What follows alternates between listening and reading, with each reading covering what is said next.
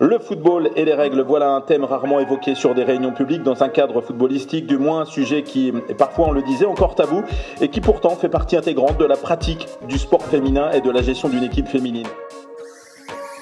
C'est vrai que c'est un sujet rarement abordé et pourtant tellement important pour les jeunes sportifs et les sportives. Je pense vraiment que ça ne doit plus être un tabou. On ne doit plus être gêné par ces règles et par son cycle dans la pratique du sport.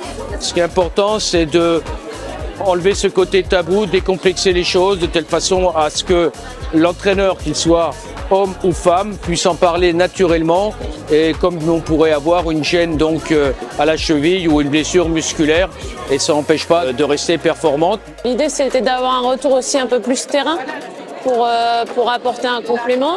On n'a pas forcément de sensibilisation à ça régulièrement. J'ai trouvé ça très intéressant, c'est une très bonne initiative de la part de la Ligue, notamment pour le développement du football féminin, et avoir un œil, justement être capable de s'adapter.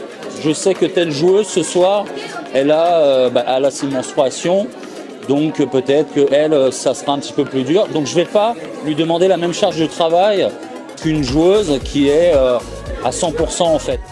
Le mot d'ordre, c'est de libérer la parole et de dire le mot règle sans problème à nos coachs, à nos joueuses et dans le monde du football et dans notre quotidien. C'est un humain sur deux qui les a, donc il n'y a pas de problème avec nos règles.